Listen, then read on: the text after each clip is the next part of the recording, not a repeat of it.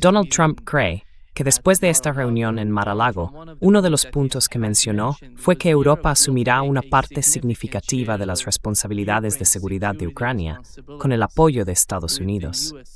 Cree que Europa está preparada para ello. Realmente quieren tener una mejor comprensión, como de alguna manera sugiere Donald Trump.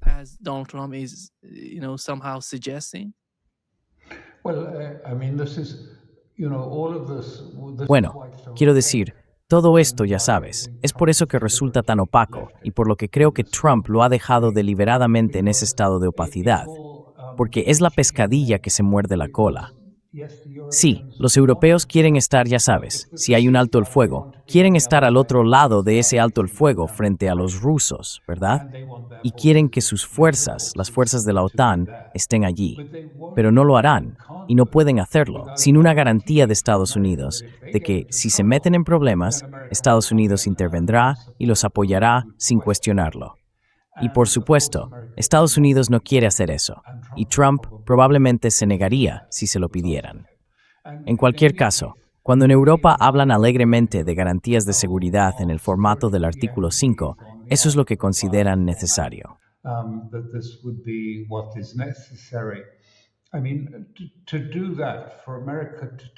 Quiero decir, hacer eso, que Estados Unidos asuma esa responsabilidad, sería ante todo muy polarizador dentro del propio país. Comprometerse. Quiero decir, sí, ya sabes, la gente dice, oh, bueno, firmó una orden ejecutiva dando algún tipo de garantías de seguridad a Qatar. Sí, pero esto es un asunto completamente distinto. Qatar es un diminuto punto en el mapa. Esto sería ofrecer garantías de seguridad, es decir, estar dispuesto a ir a la guerra contra Rusia. Es algo de otra magnitud, y no hay apetito por ello, salvo, ya sabes, unas pocas figuras como Lindsey Graham. Pero no hay un verdadero deseo de ir a la guerra con Rusia, especialmente entre su base, las fuerzas MAGA. No les entusiasma en absoluto. No quieren más guerras en el extranjero. They don't want any more foreign wars. Foreign wars are anathema to them. Las guerras extranjeras les resultan detestables, y este es el principio fundamental detrás de América Primero. Así que creo que ya sabes, cuando él dice, depende de vosotros, sabe que está haciendo una invitación que no puede aceptarse. Es como decir, ven a mi fiesta, pero fue ayer, lo siento mucho que no pudieras venir. No van a obtener las garantías que buscaban, porque Estados Unidos no va a respaldarlas. Y aunque Trump pensara que era una buena idea, que no lo piensa, probablemente tendría que pasar por el Senado. Ese tipo de garantía, una especie de apoyo del artículo 5 para los europeos y los ucranianos contra Rusia, necesitaría la aprobación del Senado, lo cual, de nuevo, no está previsto.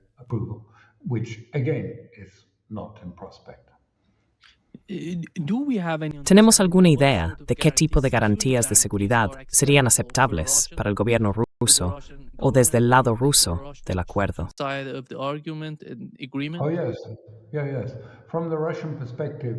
Oh, sí.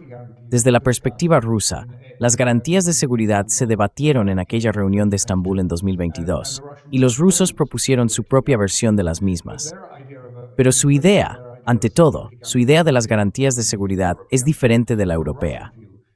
La visión rusa es que lo que realmente importa para la seguridad es abordar la brecha fundamental, por así decirlo, que supone el avance de la OTAN hasta sus fronteras, desde el periodo de la reunificación alemana hasta las fronteras de Ucrania, y también la actual falta de acuerdos sobre cuestiones como el despliegue de misiles de alcance intermedio en Europa.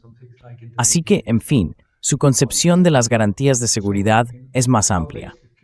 No se trata solo de si habrá unos pocos batallones franceses o británicos al otro lado de una línea de alto el fuego.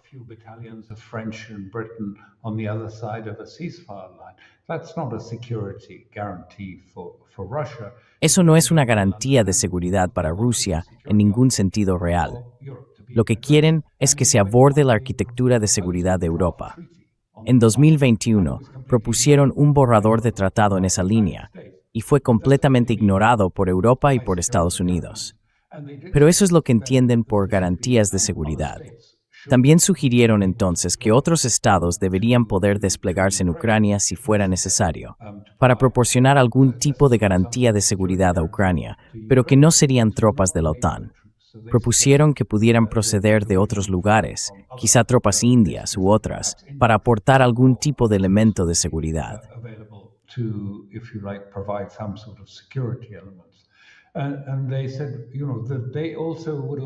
Y dijeron que también les gustaría una garantía de seguridad para ellos mismos.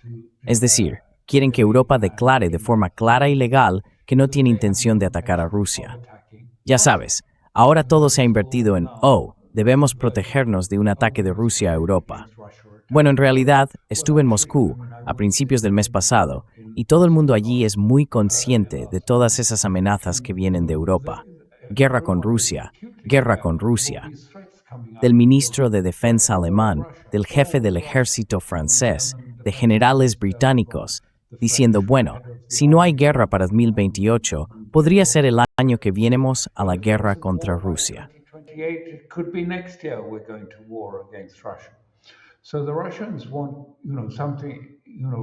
Así que los rusos quieren algo un poco más amplio en cuanto a entendimiento que simplemente tener a unos cientos de soldados británicos, franceses y alemanes estacionados en territorio ucraniano tras algún tipo de acuerdo.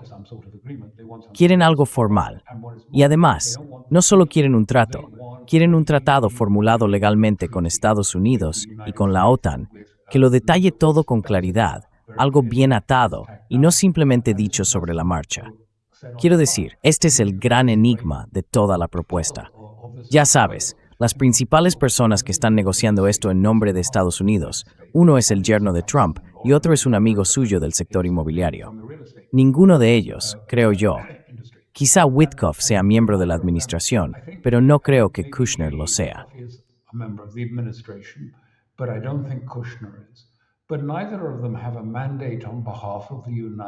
Pero ninguno de ellos tiene un mandato en nombre de Estados Unidos para negociar con otro estado. Quiero decir, ya sabes, esa responsabilidad recaería en Rubio, que es el secretario de Estado, y él no ha participado en estas conversaciones, quizá porque no está muy a favor de ellas.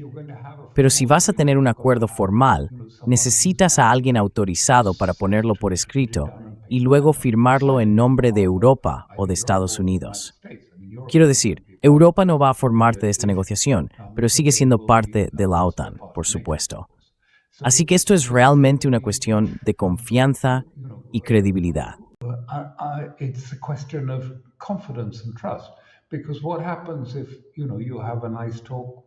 Porque ¿qué pasa si ya sabes, tienes una buena charla con Steve Witkoff y con Kushner y te proponen un trato? Pero ¿qué ocurre el año que viene o el siguiente cuando alguien le diga a Putin, ¿de qué está hablando, señor Putin? ¿Tiene esto por escrito en algún sitio? Y él tendrá que decir, no, no lo tenemos. Fue solo un acuerdo verbal entre dos personas que son amigas del señor Trump. Quiero decir, eso no es realmente suficiente para las relaciones de Estado a Estado, para los asuntos entre Estados. La redacción, exactamente lo que está escrito, importa mucho. No basta con que alguien diga, oh sí, podemos hacer eso, no te preocupes, haremos esto. Te prometo que la OTAN no avanzará más. Por supuesto que no tenemos intención de hacerlo.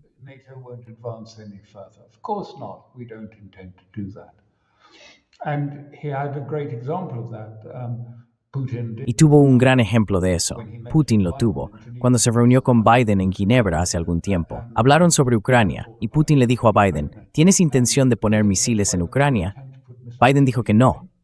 Pero al día siguiente, Lavrov fue informado por Blinken. Sí, tenemos intención de poner misiles en Ucrania y no estamos dispuestos a discutir ese principio. Solo estamos dispuestos quizá a hablar sobre el número de misiles que pondremos en Ucrania. Bueno, ya sabes, el tiempo de vuelo de un Tomahawk desde Ucrania hasta Moscú es de unos 2 minutos. No es aceptable tener algo así. Así que la seguridad es, ya sabes, una seguridad más amplia. No se trata solo de tener unas pocas tropas al otro lado de lo que sea la frontera entre los 5 estados, los 5 oblasts y las tierras ucranianas que quedan.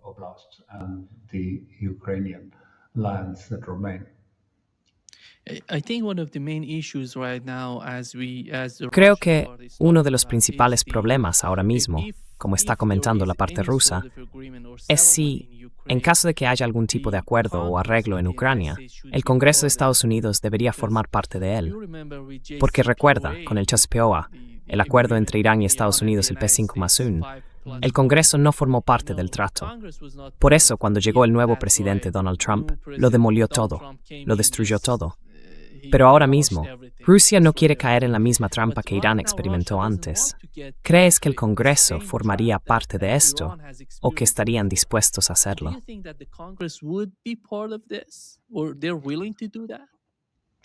Well, this is precisely why I'm saying, that Bueno, precisamente por eso digo que Rusia en realidad exige un enfoque jurídico adecuado para cualquier resolución en Ucrania, uno que esté por escrito y que tenga fuerza legal en el derecho internacional. No aceptarán algo que pueda ser revocado mañana si Trump cambia de opinión o si algo se modifica en los próximos días. No, tienen que tener eso, y ya han experimentado que él cambie de opinión varias veces respecto al espíritu de los acuerdos. Así que sí, necesitarían eso. Y no, el Congreso no estaría de acuerdo, porque hay elementos significativos en ambas cámaras que se oponen a la normalización con Rusia. De nuevo, esto forma parte de la arquitectura profunda de la política exterior que existe dentro del Estado permanente de Estados Unidos. Tienen ciertas normas y ciertos elementos, y eso fue precisamente lo que los hizo oponerse tanto a Trump desde el principio. which is why what made them so opposed to Trump in the first place. He wasn't fighting, he was the wild card. They had Él no estaba luchando, era la carta salvaje. Tenían las elecciones preparadas y listas, pero era una elección forzada. Podías elegir al candidato presidencial demócrata o al republicano, pero en última instancia no importaba mucho, porque ambos compartían el mismo enfoque de fondo. Antes, solía haber una ligera inclinación ideológica hacia un lado u otro, pero ambos, en su estructura profunda, compartían una visión común. Así que era, si se quiere, un espejismo de elección. No había una elección real. Los elementos fundamentales de la política estadounidense no estaban en debate en esas elecciones. Era simplemente, eliges a uno o al otro. Y entonces apareció Trump, por así decirlo, como una carta salvaje, y organizaron grandes reuniones para intentar detenerlo. Los líderes de ambas alas del Partido de la Unión celebraron encuentros en islas para intentar bloquearlo. Así que no se tira fácil desde que agresivo en ese simbrado. no, it wouldn't be easy to get an agreement through Congress. Yeah. Let me shift the gear, Alistair, a little bit. Permíteme cambiar de tema, Alastair, un poco, para hablar de lo que está ocurriendo con la visita de Netanyahu a Estados Unidos. A Donald Trump le preguntó uno de los periodistas, mientras estaba de pie justo al lado de Netanyahu, ¿permitiría usted que Israel atacara a Irán si continúan con su programa de misiles balísticos o su programa nuclear? La respuesta de Trump fue bastante fascinante. Dijo, si continúan con los misiles balísticos, sí, nuclear, rápido. ¿Qué significa eso? ¿Y cuál es tu interpretación de la situación y de la manera en que Donald Trump quiere tratar con Netanyahu, Israel e Irán?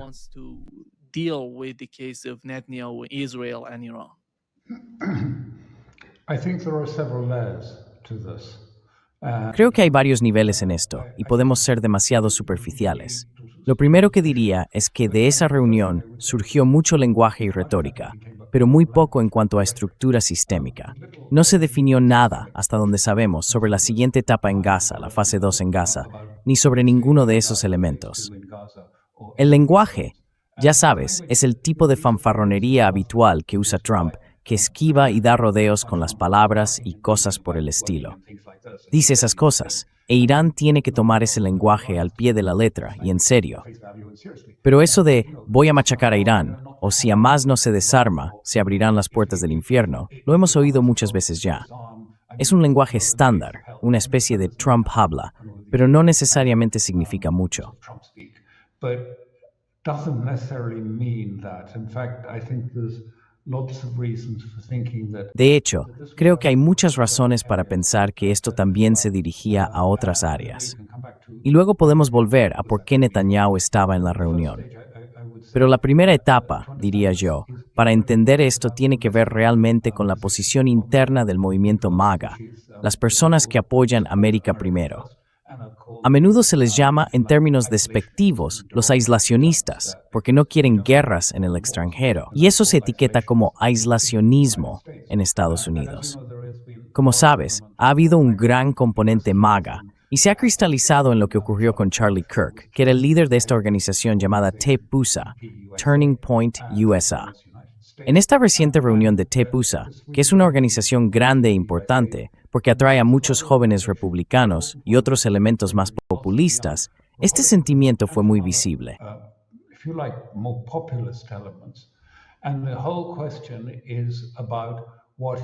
Y toda la cuestión gira en torno a cuál es realmente la política exterior de Estados Unidos. Parece ser una política de apoyo incondicional a Israel. Y estos jóvenes se preguntan, ¿por qué debería ser a favor de Israel? Somos partidarios de América primero, no de Israel primero. ¿De qué va todo esto? Así que hubo discusiones muy acaloradas en torno a ese tema. Y ahora vemos a los partidarios judíos e israelíes en Estados Unidos intentando, por así decirlo, perjudicar a este grupo, el grupo MAGA, diciendo, y lo dicen también en referencia al vicepresidente Vance, que no basta con afirmar que está bien criticar la política de Israel y sostener que esa no es una postura antisemita.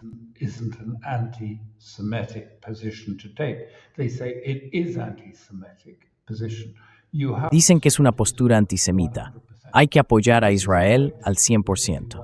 Pero esto es una cuña que, por así decirlo, la vieja guardia intenta introducir porque no les gusta MAGA. No les gusta este movimiento orgánico y populista que está surgiendo en Estados Unidos y que amenaza la política antigua, establecida y en gran medida gestionada y controlada tanto por demócratas como por republicanos. Quieren recuperar el control y por eso están desafiando a MAGA, diciendo to red Iramitas, y Memolds antisemitas. And calling them anti-Semites. And so I think one of the things that Trump was doing was just Así que creo que una de las cosas que Trump estaba haciendo era simplemente decir que al apoyar a Israel era necesario para, por así decirlo, el vicepresidente personas como Vance, porque es el heredero presunto de esta base MAGA. Y siempre ha sido muy claro al decir que sí, que debemos apoyar a Israel, pero que tenemos diferencias con Israel y que podemos tener, ya sabes, diferencias en materia de política. A veces podemos estar de acuerdo, a veces no. Así que creo que, ante todo, hay que entender sus declaraciones, que fueron muy pro-israelíes y que se produjeron en esa reunión en Mar-a-Lago, especialmente hacia Netanyahu.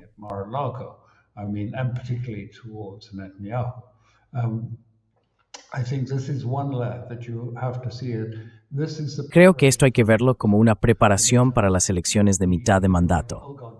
La vieja guardia, por así decirlo, querría que las perdieran. Básicamente, que Trump pierda las elecciones de mitad de mandato.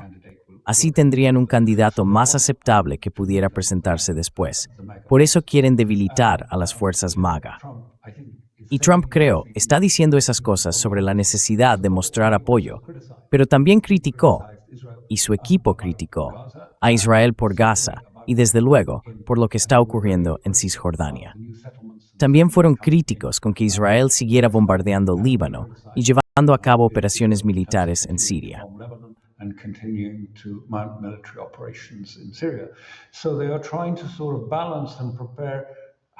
Así que están intentando equilibrar y prepararse, cómo no perder las elecciones de mitad de mandato frente a un movimiento volátil y cada vez más independiente que ahora carece de un liderazgo claro.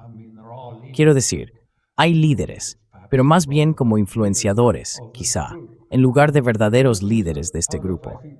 Pero esto también era, creo, parte del elemento invisible, la sensación de necesitar prepararse para la guerra que se avecina. El presidente de la Cámara ha dicho que pase lo que pase en los próximos años, Estados Unidos y los republicanos van a tener que mantener un debate profundo sobre la naturaleza de la política exterior. Y creo que esto estaba, en parte, orientado hacia esa próxima discusión sobre política exterior. Estoy de acuerdo en lo referente a la base de Trump, la base MAGA.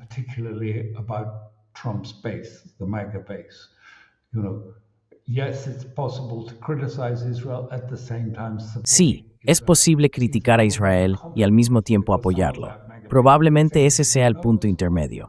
porque algunos en esa base MAGA dicen que no debería haber apoyo a Israel, que se debería cortar el dinero.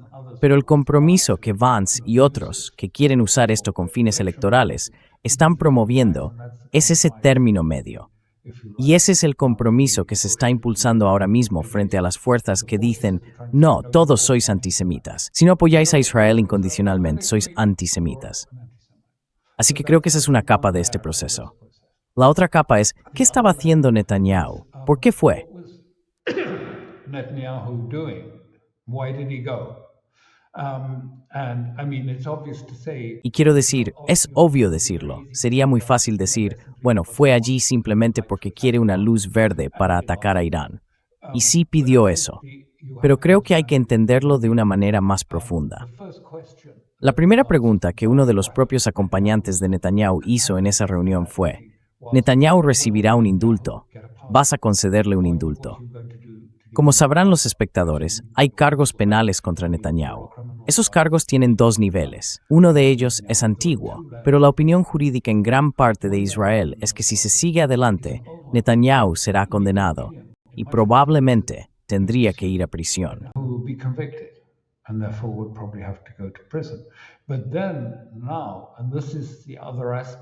Pero ahora, y este es el otro aspecto, hay algo mucho peor, que es lo que se está llamando Qatargate. El Estado de Qatar estaba pagando al menos a 3 personas en la oficina de Netanyahu, dándoles dinero regularmente. Y la pregunta es, ¿él lo sabía? Si lo sabía, ¿para qué era?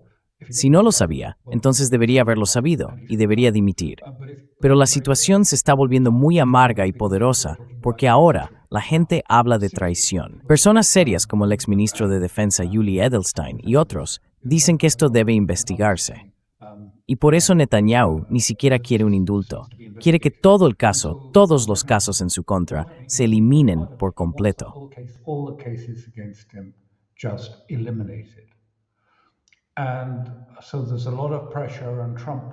Así que hay mucha presión. Y Trump hablaba de ese tipo de presión que se ejerce sobre el presidente israelí para que le conceda, si no un indulto, entonces el fin de los juicios, el fin del proceso legal, lo cual probablemente no sea legalmente posible en Israel. Pero las presiones sobre Netanyahu ya están creciendo y aumentando. Lo que intento decir es que los israelíes han llegado a la conclusión de que lo que están viendo es en realidad un mosaico de altos el fuego o de no altos el fuego, ya sea en Siria, en Líbano, en Yemen o si se quiere más al sur, en toda la región, en Gaza y en Cisjordania.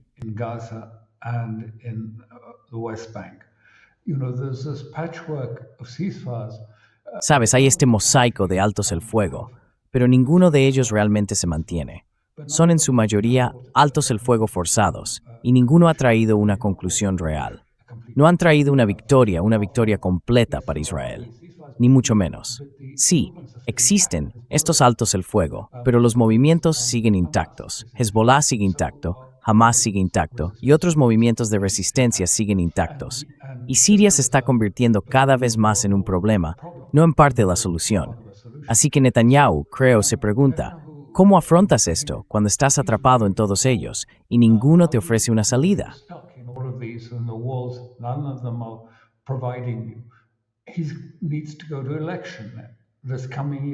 Necesita convocar elecciones el próximo año, en 2026.